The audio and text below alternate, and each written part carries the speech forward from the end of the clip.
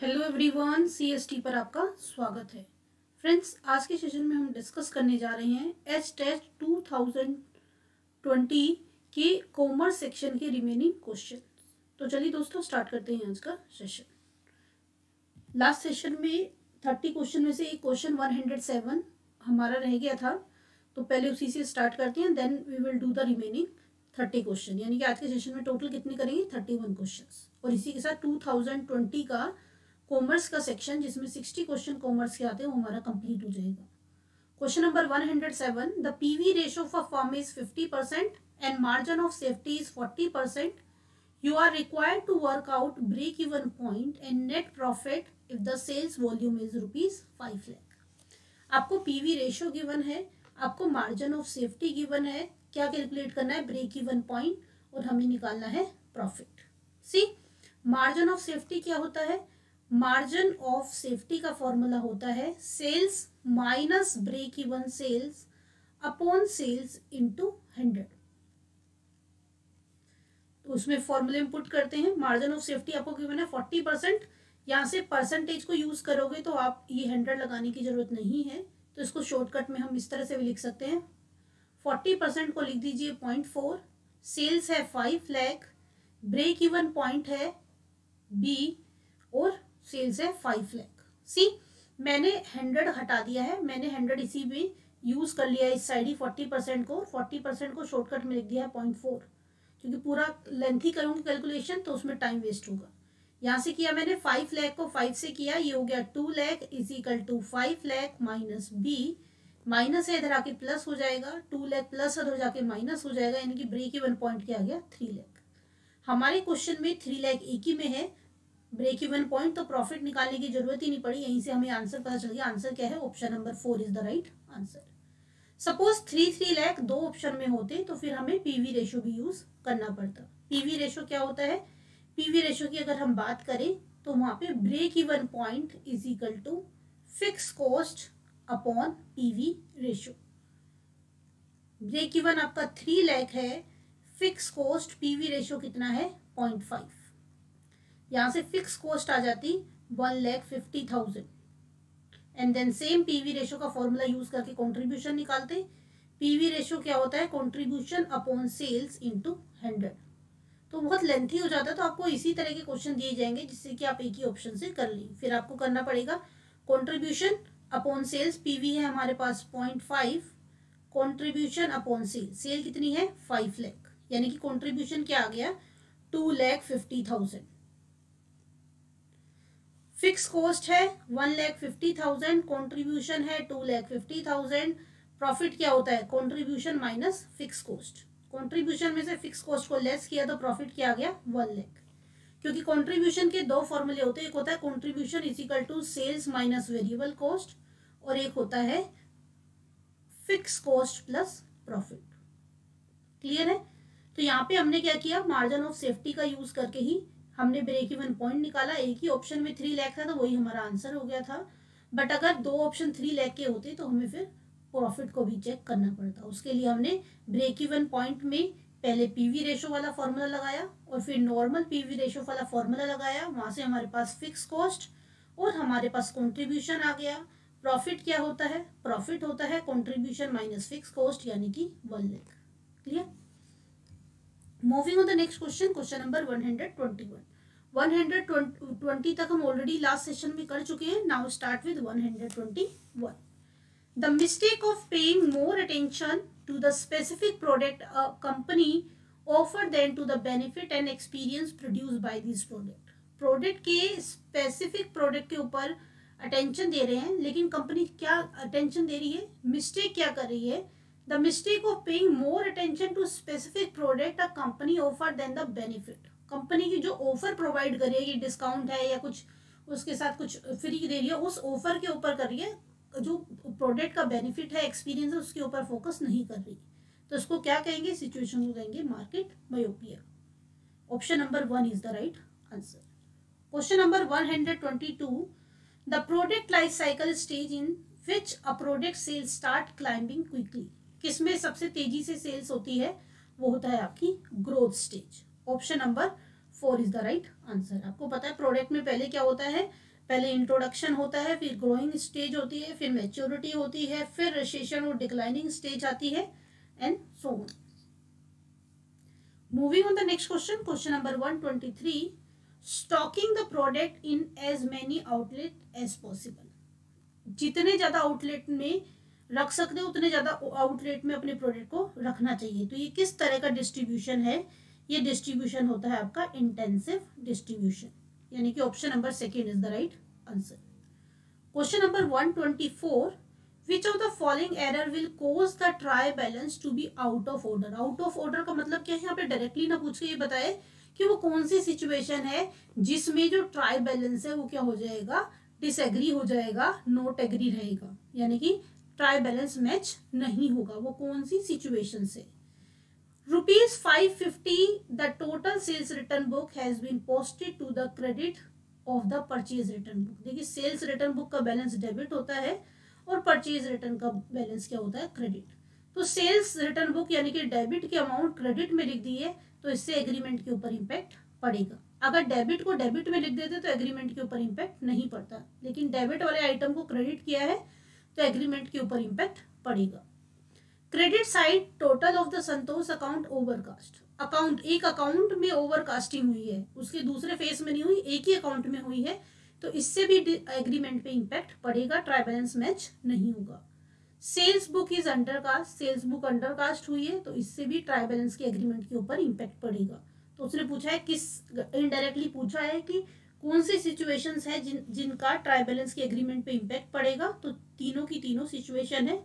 All of the three is the right answer. Question number 125, which one of the following is not a principle of Henry Fayol? Henry Fayol के 14 principles होते हैं। This is the list। आपको ये tips पे होने चाहिए क्योंकि बहुत बार इसमें से भी क्वेश्चंस आते ही हैं। तो 14 प्रिंसिपल क्या है? Division of work, discipline, unit of control, unit of direction. तो इसमें से 14 प्रिंसिपल में कौन सा नहीं है? Unity of control. Division of work भी है, डिसिप्लिन भी है, यूनिटी ऑफ डायरेक्शन भी है, यूनिटी ऑफ कंट्रोल नहीं है। Option number 3 is the right answer. Question number 126, A and B are sharing profit in the ratio of 3:2. They admit C into partnership with as a new partner with 1/5 shares in the profit which he gets equally from A and B। उसका जो 1/5 share है वो ए और B से उसने equally लिया है। New profit sharing ratio आपको बताना है। सी ए बी सी है, इनका जो ओल्ड रेशियो था इसका था 3/5 और इसका था 2/5। 1/5 है, इक्वली लिया है तो 1/5 के दो पार्ट में डिवाइड करोगे तो क्या हो जाएगा? 1/10 1/10, क्योंकि 1/5 को इक्वली दोनों से लिया है। क्या हो जाएगा? ये 10 एलसीएम हो जाएगा और 5 2 जा 10 तो 3 2 जा 6, 6 - 1 यानी कि 5/10। इसको करोगे 4 - 1 यानी कि 3/10। इसका 1/5 शेयर था सी का। इक्वल करने के लिए क्या करना पड़ेगा? 2 से मल्टीप्लाई, 2 से डिवाइड, 2/10 यानी कि रेशियो क्या हो गया? 5:3:2 means option number second is the right answer. और अगर सेक्रीफाइसिंग रेशियो पूछा होता तो सेक्रीफाइसिंग रेशियो क्या है? इक्वली, क्योंकि दोनों से इक्वल शेयर लिया है। Moving on the next question, question number 127। इसमें परमुटेशन कॉम्बिनेशन के कॉमर्स नाम है सेक्शन का कॉमर्स, लेकिन 2020 में परमुटेशन कॉम्बिनेशन और प्रोबेबिलिटी से इतने क्वेश्चन भरे हुए हैं, मैथमेटिकल क्वेश्चंस हैं ये। How many arrangement can be found with the letter of the word? आपको दिया हुआ है गंगापुर, इससे आपको बताना कितने वर्ड्स बन सकते हैं। तो ऐसे में क्या करते हैं? पहले वर्ड काउंट करते हैं, 1 2 3 4 5 6 7 8। जितने वर्ड हैं उतना क्या लगा दीजिए? फैक्टोरियल। उसके बाद क्या करते हैं? रिपीटेशन जितने होते हैं उनको डिनोमिनेटर में लिखते हैं। तो कौन कौन से लेटर हैं? जी 2 बार आया है, अगर 3 बार कोई लेटर आया तो 3 फैक्टोरियल, 4 बार आया 4 फैक्टोरियल, 5 टाइम्स आया 5 factorial and so on. Repetition को फिर उसके क्या किस में रख देते हैं? डिनोमिनेटर में। ए रिपीट हुआ है 2 फैक्टोरियल और कोई रिपीट नहीं हो रहा लेटर, तो क्या तरीका है? पहले सारे वर्ड काउंट करो, उतना फैक्टोरियल लगा दो, और जो रिपीटेशन है कोई भी लेटर जितनी बार रिपीट हुआ है उसको उसके डिनोमिनेटर में फैक्टोरियल के साथ राइट कर दो। अब फैक्टोरियल को क्या कर दो? ऊपर।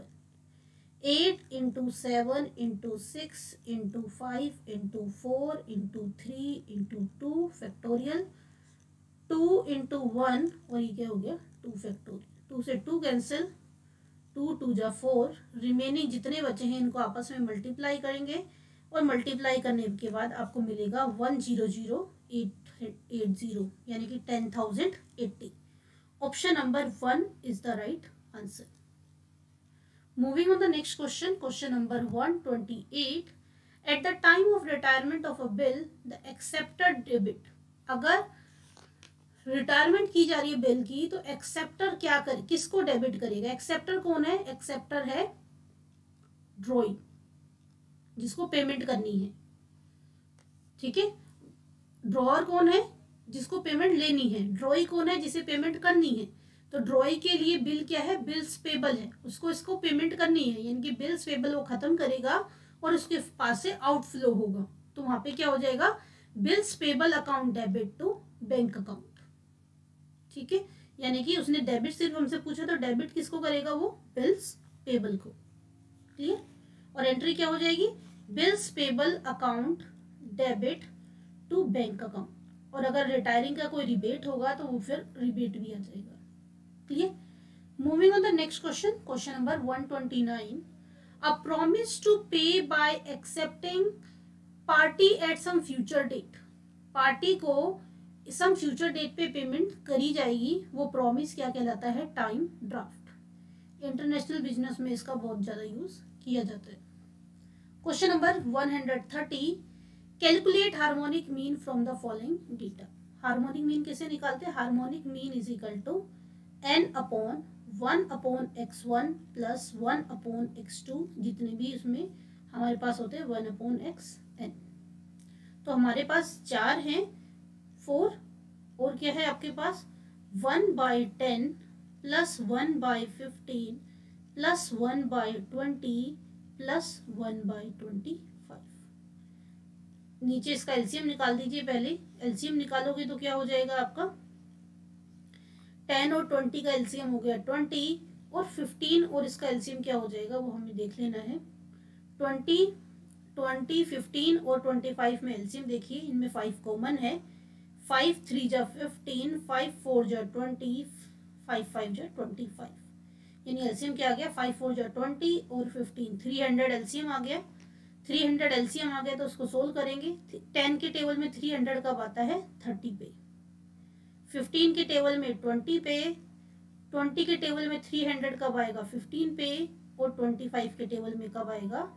300। 25 1 जा 25, 25 2 जा 50, यानी क्या हो गया हमारे पास? हमारे पास हो गया 4 इंटू 300 अपॉन, इसको प्लस कर देंगे, 30 प्लस 50 60 70 77, यानी कि 1200 डिवाइडेड बाय 77। सेम टेबल से डिवाइड नहीं हो रहा, पूरा पूरा डिवाइड करना पड़ेगा। 1200 को आप 77 से डिवाइड करेंगे, यू विल गेट 15.58।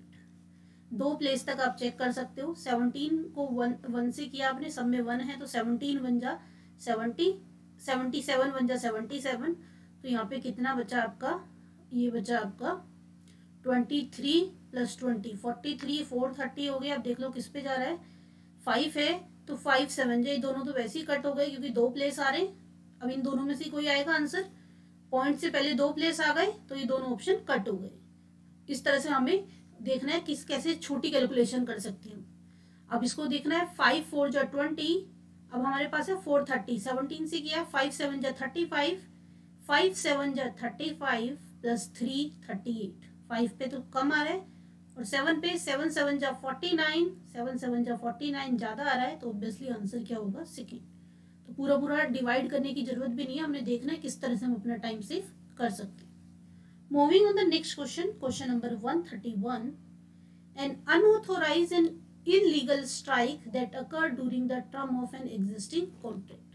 एक एग्जिस्टिंग कॉन्ट्रैक्ट के ड्यूरेशन में जो अनऑथोराइज और इलीगल स्ट्राइक है उसको क्या कहते हैं? उस स्ट्राइक को कहते हैं वाइल्ड कैट स्ट्राइक। ये अनऑथोराइज और इलीगल स्ट्राइक है क्योंकि इसमें यूनियन की परमिशन नहीं होती है। कुछ टाइप ऑफ स्ट्राइक देख लेते हैं। एक होता है इकोनॉमिक स्ट्राइक, जिसमें कि अपनी सैलरी इंक्रीमेंट को लेके, बोनस को लेके जो है एम्प्लॉय स्ट्राइक कर देते हैं। उस स्ट्राइक को हम क्या कहते हैं? उस स्ट्राइक को कहते हैं इकोनॉमिक स्ट्राइक। एक होता है सिंपैथेटिक स्ट्राइक, यानी कि कहीं पे पहले से स्ट्राइक चल रही है, उसको सपोर्ट करने के लिए दूसरी कंपनी के लोग भी स्ट्राइक कर लेते हैं, तो वह है सिंपैथेटिक स्ट्राइक। एक है जनरल स्ट्राइक, यानी कि सबकी जनरल प्रॉब्लम है, उसके सोल्यूशन के लिए जो सब मिलके एक साथ स्ट्राइक करते हैं सारी यूनियंस, वो है general strike. Sit down strike, pen down strike और टूल डाउन स्ट्राइक, ये क्या होता है? लोग वर्किंग प्लेस के ऊपर जाते हैं और लेकिन वहां पे काम नहीं करते, यानी कि एम्प्लॉय उन्हें वर्किंग प्लेस से बाहर नहीं निकाल सकता, वो अपने वर्किंग प्लेस पर ही रहते हैं और वहीं पे जाके स्ट्राइक करते हैं, एक साथ इकट्ठा नहीं होते। स्लो डाउन स्ट्राइक, काम धीरे धीरे करना जिससे कंपनी को लॉस हो, उसको बोलते हैं slow down strike. Hunger strike, खाए पिए बिना कंपनी के आसपास धरना देना, वो क्या है? Hunger strike. Wild cat strike, जैसे कि हमने भी डिस्कस किया, हमारा पिछला क्वेश्चन इसी के ऊपर बेस्ड था कि यूनियन की परमिशन के बिना अनऑथराइज और इलीगल स्ट्राइक जो करते हैं उसको कहते हैं wild cat strike. Moving on the next question, question number 132, enhancing job by giving employees more opportunity to plan and control their work। Employ को अपने वर्क को प्लान और कंट्रोल करने के लिए मोर अपॉर्चुनिटी देना क्या कहलाता है? वो होता है जॉब एनरिचमेंट। जॉब इवेल्युएशन क्या होता है? Calculating the worth of a job, कि भाई जॉब की क्या वैल्यू है, जिसके बेस पे उसकी सैलरी वेजेस डिसाइड किया जाता है, जॉब इवेल्युएशन। जॉब स्पेसिफिकेशन में क्या करते हैं? जॉब स्पेसिफिकेशन में उस पर्टिकुलर जॉब की क्या रोल होगा, क्या रिस्पॉन्सिबिलिटी होगी, क्या स्किल होगी, क्या एक्सपीरियंस होगा, वो सब कहाँ आता है? Job specification. Job fair, you all know कि जॉब फेयर में क्या होता है। 133, a financial protection plan for executives in case they are serve from the organisation. अगर ऑर्गेनाइजेशन से सेपरेट किया जाता है एम्प्लॉयज को, उसके लिए जो फाइनेंशियल प्लान बनाया जाता है उसको क्या कहते हैं? उसको बोलते हैं golden parachute. Option number 4 is the right answer. Downsizing क्या होता है? कंपनी के सपोज लॉस हो रहा है तो उसकी एक्टिविटीज को कम करना, उसके ऑपरेशन को कम करना, एम्प्लॉयज जॉब होती हैं जो उनको कम करना, वो क्या है? Downsizing. हेलो एरर और हेलो इफेक्ट सेम होता है। किसी भी चीज का पॉजिटिव इम्पैक्ट पड़ना, जैसे कि सपोज किसी चीज का परसेप्शन क्रिएट कर दिया और उससे किसी और चीज के ऊपर इम्पैक्ट पड़ा, या जो प्रोडक्ट की इमेज है, ब्रांड की इमेज है, कंपनी की इमेज है, पीपल की इमेज है, उसके बारे में परसेप्शन क्रिएट करना क्या होता है? हेलो एरर और हेलो इफेक्ट। और कैसा perception? Positive perception. Question number 134, a contingency theory that focus on follower readiness। ऐसी थ्योरी जो फॉलोवर रेडीनेस पे फोकस करती है उसको बोलते हैं situational leadership theory. Situational leadership theory ये कहती है कि कोई भी लीडरशिप स्टाइल जो है वो यूनिवर्सल नहीं है, वो हर जगह एप्लीकेबल नहीं है। सिचुएशन के अकॉर्डिंग लीडरशिप स्टाइल को अडॉप्ट करना पड़ता है। Moving on the next question, question number 135, Which one of the following is not an assumption of monopoly? Monopoly market क्या होते हैं? Monopoly market is the market in which one seller and large number of buyers, seller selling homogeneous product, there is no close substitute available in the market। अब देखिए इसने note पूछा तो कौन सा नहीं है? वन सेलर एंड प्रोड्यूसर है, होमोजीनियस प्रोडक्ट है, होता है। नो क्लोज सब्सटीट्यूट करेक्ट है। Pure competition in factor market so that the price of each input he buys is given to him. Factor market में तो प्योर कंपटीशन होता है।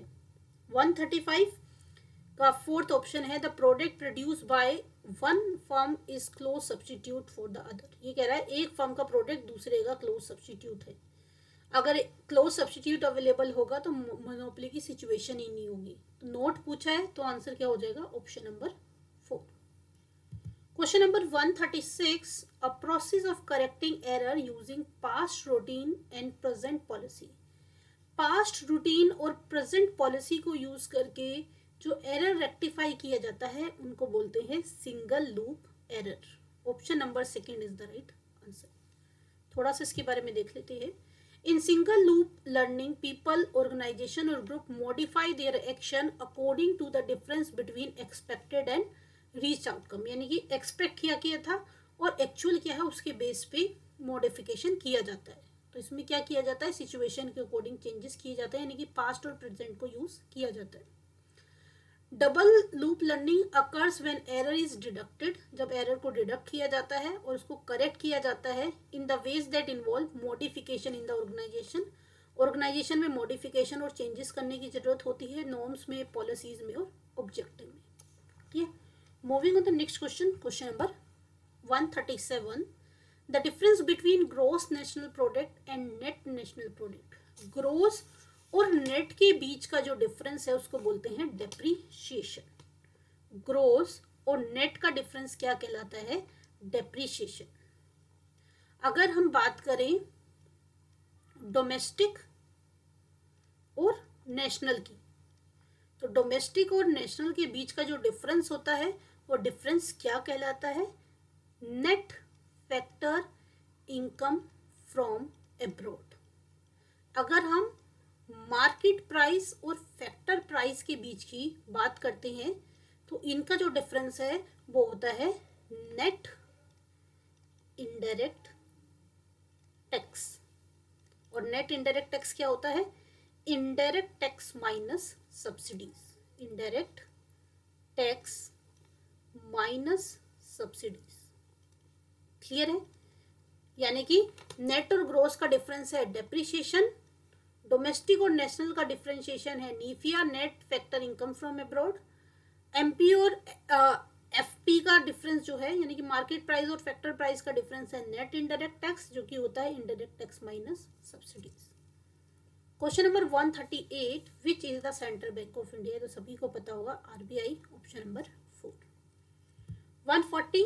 Unsecured short term corporate डेब्ट that is characterized by a single payment at maturity. Single payment at maturity, maturity पे single payment की जाएगी. Unsecured short term corporate डेब्ट है, उसे क्या कहते हैं, कमर्शियल पेपर. कमर्शियल पेपर जो है वो 1 डे से लेके 270 डेज तक इशू किया जा सकता है और इसको पार पे और डिस्काउंट पे इशू कर सकते हैं. Clear. Moving on the next question, question number 140. Which of the following is not a big 5 factor. इनमें से कौन सा बिग 5 फैक्टर नहीं है, वो है सेल्फ मॉनिटरिंग. कौन कौन से होते हैं बिग 5 फैक्टर, ये हैं आपके बिग 5 फैक्टर. कॉन्शियसनेस, ठीक है ना, agreeableness, emotional stability, then openness to experience और extroversion. Moving on next question, question number 141. Retailer that buys at less than regular wholesale price and sell at less retail price. Wholesaler से कम price पे खरीदता है और retailer से कम price पे बेचता है, उसको बोलते हैं off price retailer. Option number 2 is the right answer. Question number 142. The systematic search for new product. New product को के लिए सिस्टमेटिक सर्च को क्या कहते हैं, आइडिया जनरेशन. Question number 143.